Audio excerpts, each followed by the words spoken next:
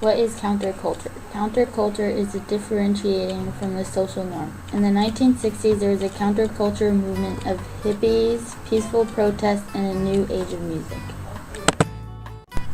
Hippies were against the man in charge. They called this the establishment. Literary movements such as the Beat Generation helped furthermore and instill the idea of sticking it to the man. This generation often describes in this feeling of being beaten down by the man. Hippies' views were something new to the generation, but many seemed to enjoy the spunky new behavior towards sexuality, race relations, traditional authority, and differing interpretation of the American dream. They focused less on material objects and more upon trying to reach a higher state of consciousness that would free themselves from materialistic values and way of life.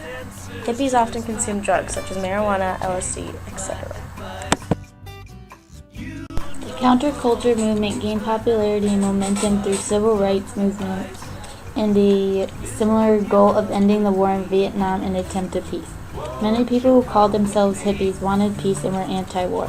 The protests often started out peaceful, then some fights would break out and from there it would escalate and the National Guard would be brought in to put an end to the violence, but the National Guard would often beat the protesters with batons, throw tear gas into the crowds, and some of the protests would end up with some deaths as a result of escalated violence.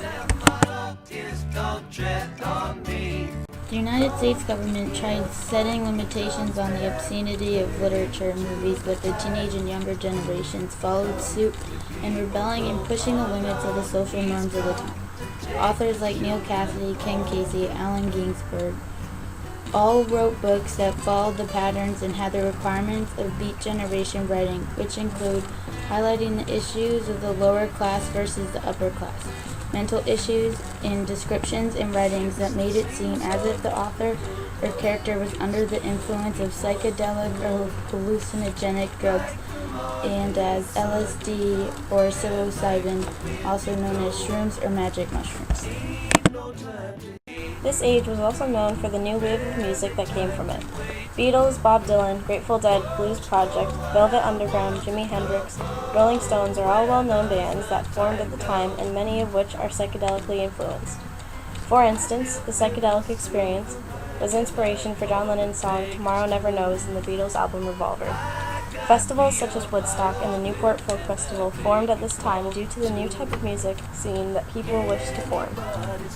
These festivals often featured songs with long jam sessions. Singles began to stretch for longer than the norm of 3 minutes, like Alice's Restaurant, which is a 17-minute long song. These festivals were another hotspot for the usage of LSD, shrooms, marijuana, and other drugs. Many people from older generations looked down upon these festivals because of the thought that they were filthy because of the earthy hippies and their openness about their sexual relations. While the psychedelic hippie scene was mainly in California, the edgier scene was in New York City and put more emphasis on avant-garde. Avant-garde is a term that describes people who are more focused on experimental or innovative with respect to art, culture, and politics. This usually pushes the boundaries of the social norm. Avant-garde promotes social reform as well. The 1960s, because of the events transpiring at the time, created animosity between people who supported the war and the people who protested peace. 1960s had a lot of protest songs as a result of this. I Ain't Marching Anymore by Phil Oakes, or Country Joe and the Fish I Feel Like I'm Fixing to Die Rag. The hippie culture that was looked down upon then made an upwards trend with its popularity and has become a social norm of today. The new counterculture of today is seen as goth or scene. The goth and scene today is frowned upon and not fully understood, mainly because of their preference of heavy metal tunes and their attire composed of dark clothing. The stereotypical view of festivals and concerts for this goth crowd is comprised of big scary men who headbang and worship the devil. For the most part, this is not the reality. Maybe they will soon become more understood, and the counterculture of today will become the pop culture of tomorrow.